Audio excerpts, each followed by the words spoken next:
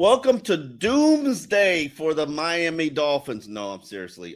It's actually the season home finale against a franchise that has a mirror image of them and probably pretty much has a mirror image of the season, the San Francisco 49ers, which are riddled by injuries.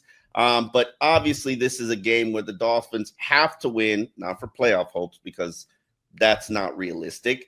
But if they want to produce a winning record and keep continuity going, no guarantees that if this Dolphins team doesn't produce a winning record, that we won't see major shakeups. So I don't know how you're rooting if you're a Dolphins fan. I'm curious to know how Barry Jackson is rooting. Barry, welcome from the Dolphins practice facility. You're standing at Mike McDaniel's podium, so this should be interesting. I should ask you about just rattle off injuries for me real quick so I can make you do a Mike McDaniel impersonation. I'm Barry Jackson. Mike McDaniel in this spot 2 hours ago, giving us all the injury updates, and I got to stop you because I'm not ready to give up on the playoff dream. You're delusional, Barry. There is a path. In fact, there are 6 paths if you read my story on MiamiHerald.com. But to me, there's one very realistic path. You win out, the Broncos lose twice. They've got to go to Cincinnati next Saturday afternoon. Then they've got Kansas City at home, and then you need one Colts loss. And that's the tricky thing, Omar, because the Colts have an easy schedule with Tennessee and Jacksonville sandwiched between a game at the Giants.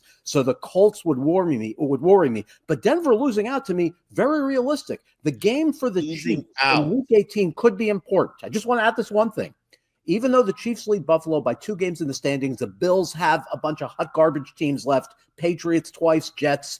Chiefs have a tough schedule with the Texans this weekend, a Saturday game. And the Chiefs do not own the tiebreaker with Buffalo. So if you get to Week 18, Denver plays Kansas City. If Kansas City needs the game, I'm telling you, that's the path for the Dolphins to make it. There are 5 other paths too. Do you think they're going to come short because things won't break for them or because it's impossible to project them winning their final 3? I've covered the Dolphins for 17 years, and I'm not living in a land of delusion, and I'm not talking about these hypotheticals that everybody else has to lose everything in order for us to actually be in it, and we have to win our final 3 games. Barry, I don't even have the optimistic belief that they're going to beat the 49ers. Hell, they might go up there to Cleveland and quiver in the cold. Then the Jets on the road. Is it a meaningless game? The Jets probably want to lose because they're probably competing for the number 1 spot, the Cam Ward Derby. But realistically, Jets can't Jets. The Jetson would be them winning the game and screwing up their draft pick. You have been covering this franchise long enough, Barry, to know that this is the That's So Dolphins way, and you are selling people hope, Barry, and hope is a dangerous thing with this organization. I'm hope trafficking. I tell you, I'm hope trafficking. But I feel pretty good about Sunday, even though they're playing a skill team. Obviously, 49ers are beat up. They're down to their 4th running back. No McCaffrey, Isaac Orindo, who's a guy that the Dolphins brought in on a 30 visit last year. He's been their running back, their number 3 running back. He's out. I think with as diminished as the 49ers are, I think the Dolphins should be able to move the ball at least a bit on Sunday. Obviously, they still have to deal with Nick Bosa. They still have to deal with Fred Warner and Dre Greenlaw, I should say. But their defense this year has not been great. 49ers are 15th against the run. They haven't been great against the pass. So I give the Dolphins an edge Sunday. Of these 3 games, which one would concern you the most? Obviously, they've got cold weather, a late afternoon game in Cleveland next week, then at the Jets. Don't forget it's cold weather in Jets. Yes, it is. This one is probably the one that concerns me the most because this is a team that's it's got a killer bite. They play well in December while it's not, comparable injuries for these 2 teams. They battled and endured. They're very familiar with one another. So it's a mirror image of who they are. This is the Brock Purdy versus Tua Tagovailoa Bowl. I don't like this game from this standpoint, Barry. And I know Teron Armstead finally practiced for the first time in like 6 weeks. And I get it. Kendall Lamb is trying to play through this back injury that is serious. That's all well and good. But if you put out the same offensive line that you put out against Houston, against San Francisco, count it as an L. That line is not good enough for you to do anything. What I don't like also is Jaylen Waddle is not healthy. And more than likely, he's not going to play. I don't live in a land of delusion. He hasn't practiced all week. He is not limping in the locker room, but you obviously know that this is something Mike McDaniel is not going to put a player out there that can possibly hurt himself or harm himself. And I don't think Jaylen Waddle is the type of player who's going to go out there and play after not practicing for an entire week.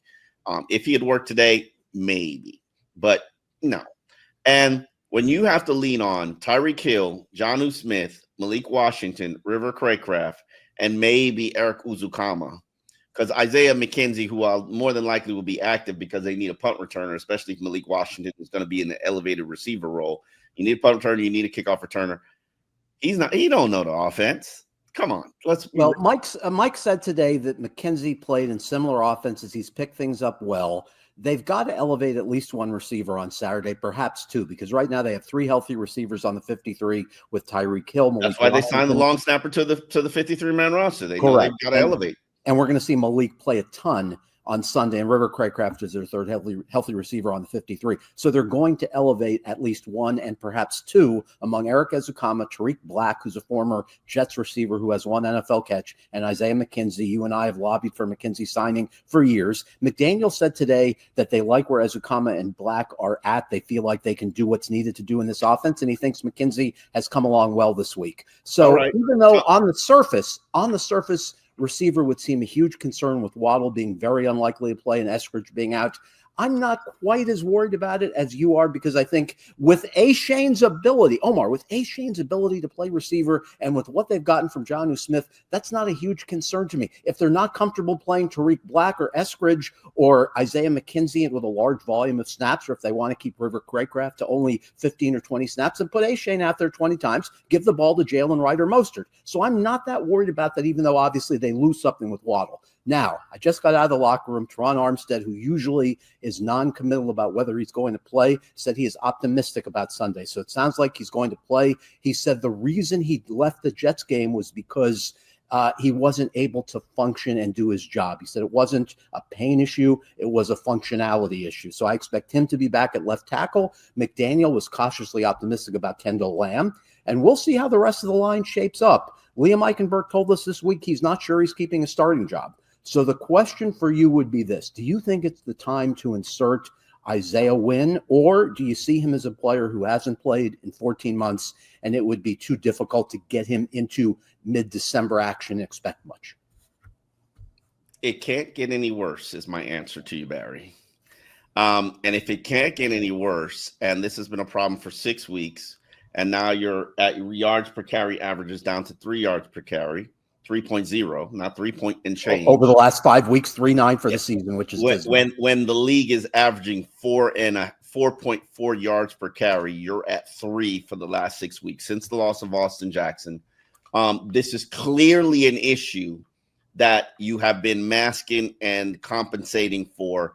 It's clearly holding this team down like an anvil at the bottom of the ocean, trapping a boat. To me, when people ask, where'd the big play go? The big play disappeared because you don't have anybody that teams have to respect from a run game standpoint. So why do you need to put an extra safety in the box to stop the run? Why do you need to focus and concentrate on to stop the run? You don't. So yes, a change is needed. Absolutely, a change is needed.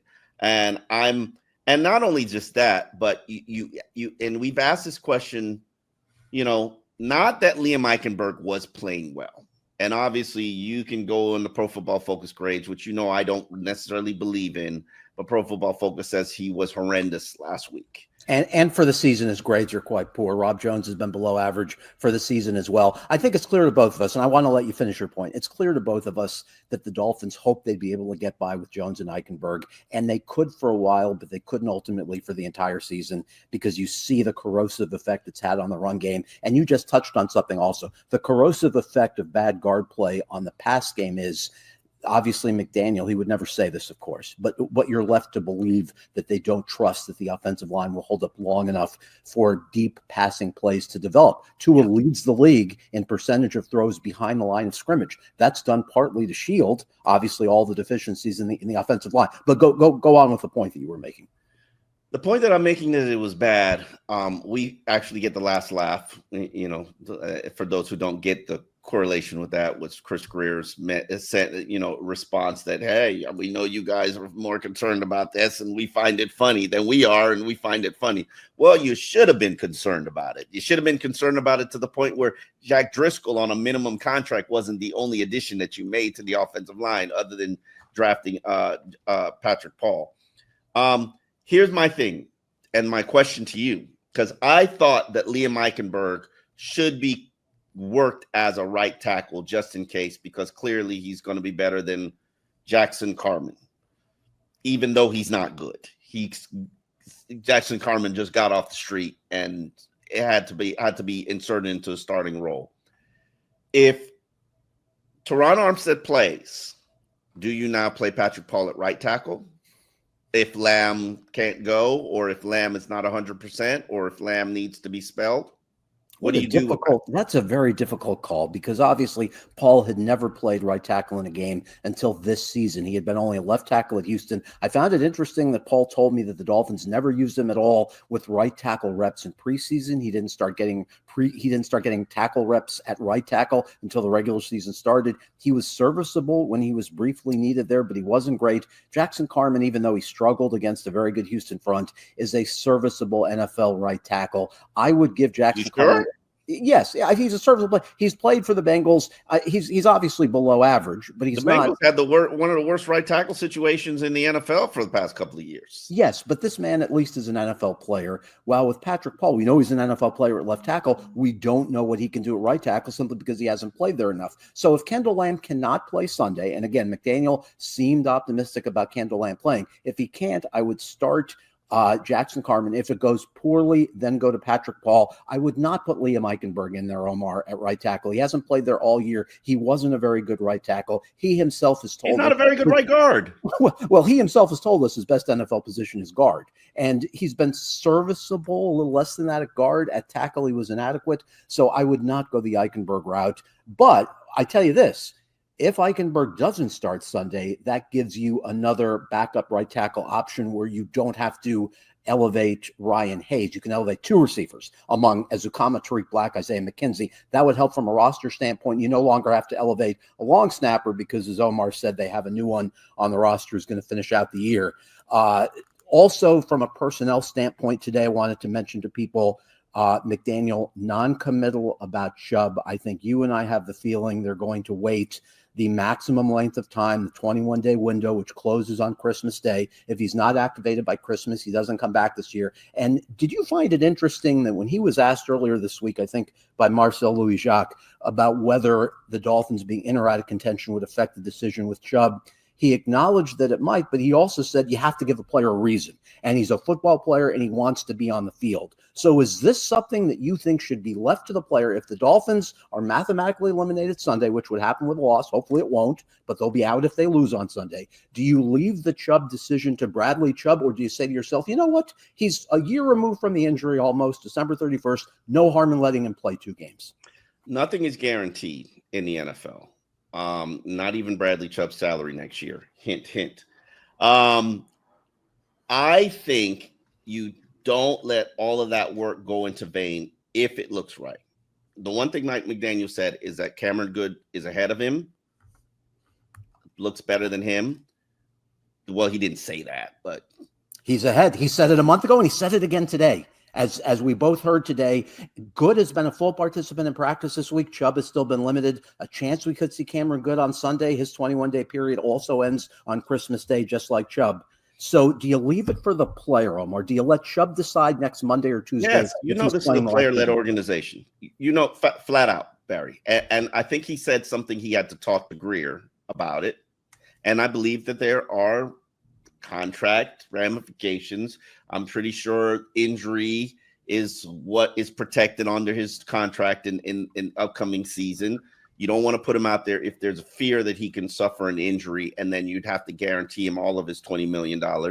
Bradley Chubb is a player that more than likely they're going to shake him down, trade him, restructure, take a look. I don't know. I think restructure, asking for a pay cut and restructure is more likely than trading. Huge cap it if you trade him, very similar to what his cap it would be if he's on the team now. So to me, the logical solution there is you keep him. He's one of your better players, but you try to convince him to take a pay cut, restructure, lower the cap number. You have to go in with something next year to hang your hat on defensively besides Zach Sealer and Jalen Ramsey. And to me, what you hang your hat on is Bradley Chubb, Jalen Phillips, Chop Robinson. You saw yesterday how Anthony Weaver lit up when talking about the possibility of the three of them playing together. You have to have specific strengths going into a season. Chubb, Phillips, Robinson would be.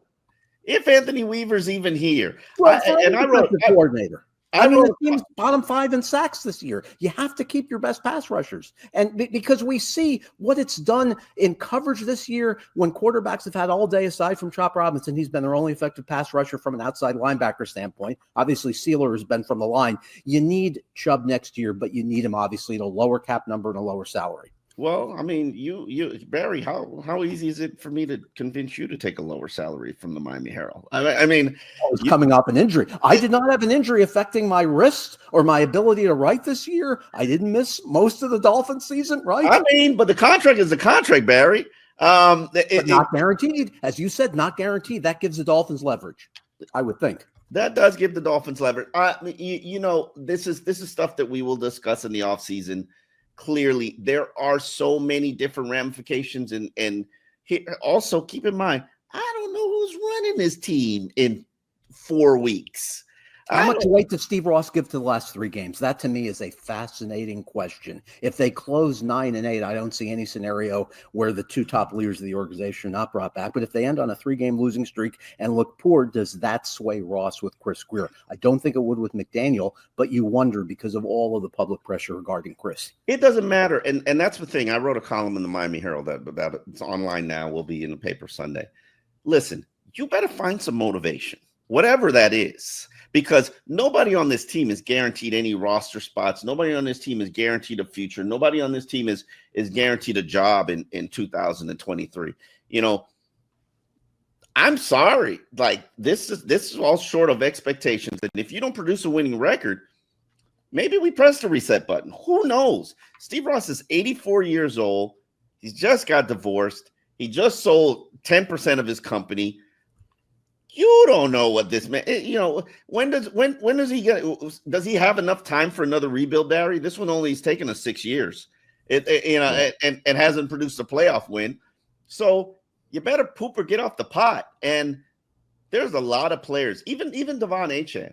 Disappointing season from my standpoint. Yeah, from 7.8 to 3.9 per carry. I asked him this week, I said, obviously blocking has been at the root of your reduced yards per carry from 7.8, which was best in the league since 1933, to 3.9 this year, which is 30 to 40th in the league. I said, are you down about that? He said, doesn't bother me at all, which shocked me. But he said, look, it was never realistic for me to average 7 yards per carry. He said there have been plays where maybe he could have done things differently. And he said, I'm not going to blame my offensive line. So he handled that in a classy way. We pressed Frank Smith yesterday, and you were here, obviously, and said, were there creases that Devon Achane hit last year that he simply has not hit this year? And Frank Smith insisted that Devon Achane was not to blame. And I think what reflects the fact that they feel that way is they've continued to give him the vast majority of carries. They haven't shifted to Jalen Wright, even though Achane has run for less than 3.4 yards per carry in 4 of his last 5 games. Despite that, they're still giving him most of the carries. Mostert had 6 last week, only got 8 yards out of him. They haven't weaved in Jalen Wright, who screwed up the play with Skylar Thompson, obviously, that probably led to Thompson being on the outs. But I don't think they blame Achane. And all the coaches repeatedly have said, look at the long runs that he had that were called back because of holding penalties. So I think he has escaped largely unscathed in terms of blame from the coaching staff, because you measure what a coach thinks about his player by how much playing time he gets. And his playing time has not been affected. Devon Achane is.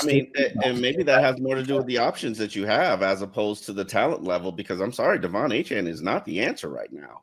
From my opinion, he isn't even at last year's total. And what did he play, like 11 games last year? Production from a rushing standpoint has been dismal.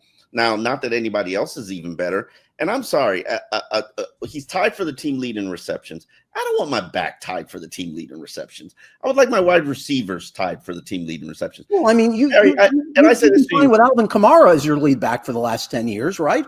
Or Darren Sproles being your lead running back. I'm not concerned about that. Really. I want this answer from you. I know it's hard to specify this. What percentage of the dismal running game is blocking, and what percentage is Devon Achane on his carries? I would say it's something along the lines of 90-10 blocking. But do you give Achane more of the blame? No, 90-10. 90-10. Okay. So I don't know how Achane can be judged on this year. Give him better offensive line, because we've seen the evidence when he has a better offensive line. He had record-setting numbers last year. So I'm not ready to say he's not a lead back because the offensive line obviously was so poor with run blocking the last month and a half. Absolute mismanagement. And here's one thing that I want to get into with you, Barry, because Laremy Tunsil, Mr. Bong himself, is going to be, we saw him last week. Clearly did an admirable job. When you look at the trade that they made for Laremy Tunsil, which produced, let's get to it, the facts of Noah Igbenogany, Solomon Kinley, Jalen Wright, Eric Uzukama, Tyreek Hill, Channing Tindall, Bradley Chubb, and Javon Holland. When we subsequently put in all the draft picks, because Chris Greer has made trade after trade after trade, have brought different trades. Hell, I will make the argument that and I've made this on this show with you. When you put yourself out of position to draft Jamar Chase, dummy. And I get it. Jaylen Waddle has set franchise records. First, Dolphins wide receiver with 3,000-yard seasons. Not a disappointment at all. But is he the best or the second best wide receiver in the NFL right now? No, he's not. And you were in position to select that. Javon Holland, as we know, has been an okay player. Has not regressed, has not progressed. He will be a free agent. More than likely, this team is not going to franchise tag him. He will be overpaid by somebody, and we'll be waving him goodbye. And you already know Noah Igbenogany was a bust. Solomon Kinley was a bust. And then Channing Tindall is a bust. Eric Uzukama is a bust. Let's be real about it. A lot of them are still here, but they got the big old bust label on them. Okay. Was that the right move for the organization instead of just re-signing Laremy Tunsil and making him the highest paid offensive lineman in the NFL? It was the right move if you had capitalized more on the draft picks. You couldn't turn down that draft return because we're not talking about a surefire Hall of Fame player. We're talking about a very good left tackle. There are others out there. You could have drafted one. You thought Austin Jackson would be one. So the problem wasn't the trade. The problem was usage of the draft picks. And all of the things you point out are fair. Noah, I think, was probably the worst of all of the choices they made. Obviously, Chase, you can easily second guess, but at least they got a good receiver in Waddle. So it was how the picks were used. But all of this talk about trading picks for good players, there's value in it with what they've gotten with Hill and Waddle, but you see the impact it's had the last 4 years because these are supposed to be players who are helping you on cheap rookie contracts, and you simply don't have enough of them because you haven't had enough draft picks, and the draft picks you had, they haven't worked out with regard to Liam, with regard to Tindall, as you mentioned, with regard to Ezekama.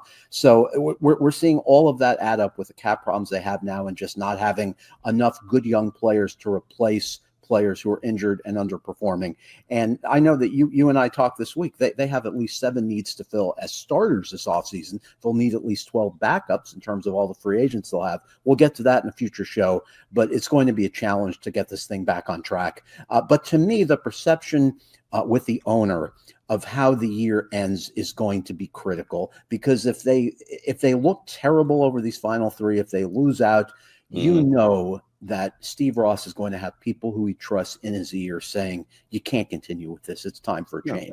But if they win out and at least give themselves a chance to get into the playoffs, if Denver or Baltimore or the Chargers lose out, and if the Colts lose a game, I think then there's going to be some momentum. And then what I think would happen, Omar, would be Ross, McDaniel, Greer would get in a room And Greer would have to assure the owner that the areas that were shortcomings this year, including trench play, are going to be prioritized, are going to be augmented. So I think that would definitely buy the GM another year. I'm not convinced he's gone even if they lose out, because I think there's a great allegiance there. And I think Chris Greer could always say to Ross, look, we had 2 playoff appearances. We did bumble backup quarterback, and we're going to get you back to the playoffs last year. So I'm not sure he would leave even if they lose out. But I think if they win out, I don't see any scenario where there's mass replacements of people in key positions.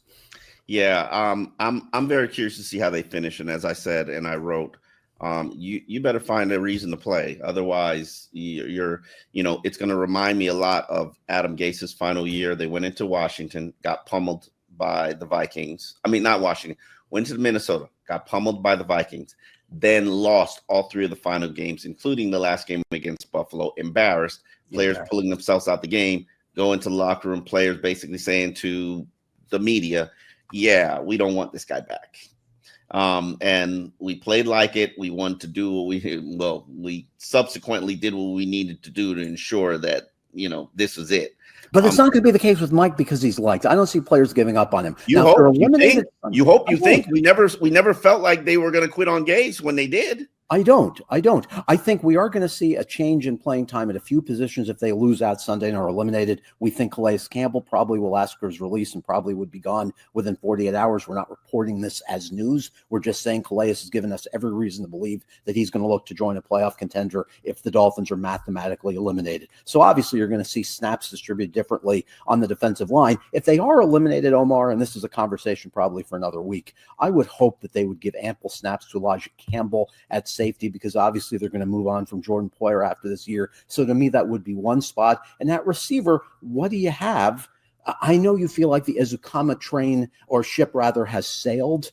Ooh, and it's likely that he has no future here. It's very likely Tyndall has no future here, but I'd be curious just to see them in a regular season game with extended snaps. I asked Joe Barry, the inside linebacker coach, yesterday, do you ever wonder what would happen if you put Channing Tyndall out there for an entire game if you needed to? And his answer was, I'm telling you, the guy has improved. Now, obviously, this could all be coach talk and smoke screens, and they might think that he stinks. But before giving up on a draft pick entirely, if you have a meaningless regular season game to end the season, I would like to see these guys in a regular season game just so you have the evidence of game tape. I know you think spending any snaps at all on Tyndall and Ezukam is a big waste of time, but if they're mathematically eliminated, I want to see with my own eyes what these guys can do during a game. No. I know you feel that way because you think practice is enough to form conclusions, and they've concluded that they can't play. It's not even debatable. Look how many guys that they've added to this team. Linebacker Terrell Dobson. You think if Channing Tyndall actually showed he was worth a damn, that they would just let a guy who came here 2 weeks ago all of a sudden instantly start? Like, no. It like Seattle looked at Channing Dotson and said, you know what, we don't need him. Yeah, dump him. And this guy just immediately leapfrogs over your draft pick. Like, so why is Tyndall even here? Why is Tyndall? I don't know. Special teams. He did well in the exhibition season. I just don't think, no.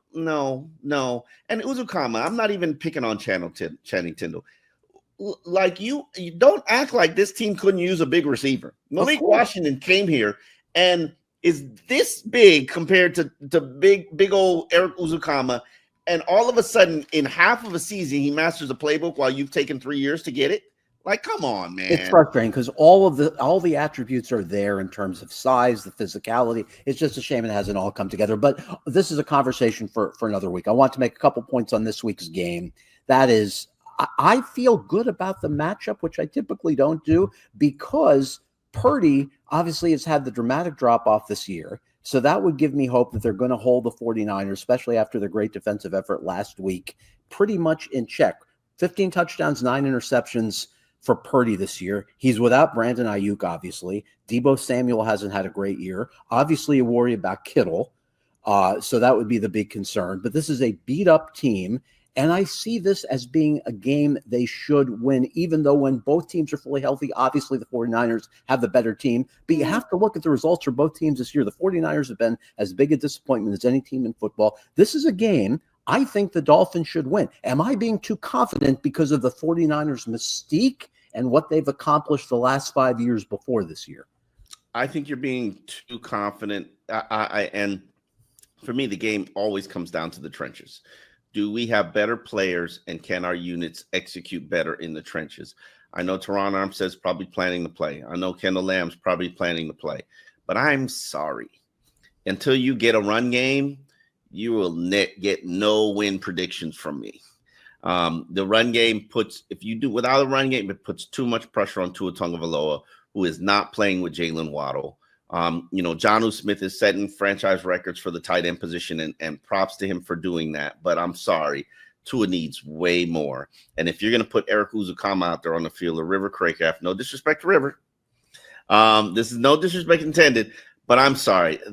Where's the chemistry that Tua has? And then Tua is going to be locked in on Tyreek Hill, and then teams are going to have 4 defenders around Tyreek Hill, and it's just going to end badly for you. So I am predicting a Dolphins loss. I'm going with a 23-20 loss to the 49ers, and this whole thing begins to unravel. Barry, what's your take? Well, I've been Mr. Pessimism this season, but I'm not today. I'm going Dolphins 20, 49ers 14. The Dolphins keep their hopes alive for another week. And I'll just say this. I really think things are going to break for the Dolphins if they do their part. Now, they've never done their part, right? Pretty much for the last 25 years. And other teams do what needs to be done, and the Dolphins screw it up themselves. But this year, I have a feeling one of these other things, particularly with Denver's schedule, is going to work out if they can just take care of business. Do I think they're going to win all 3? No. Do I think they have a decent chance in each of the games? Yes. So I say they keep their hopes alive Sunday by pulling it out against the 49ers offense. It's underwhelming and is without its top 3 running backs. Plus, they played Mixon great last week against the run. They're going to hold the 49ers offense in check. The question is, will they score enough points without Jaylen Waddle and with a running game that's been garbage for the last 5 weeks? Well, we will certainly find out Sunday at 4:05 p.m. Miami Dolphins home game against the San Francisco 49ers. Barry and I will be back on Monday to give you the recap of what's happening in Dolphins land and whether or not Barry's delusion of the season's playoff hopes still staying alive becomes a reality. We will see you on Monday.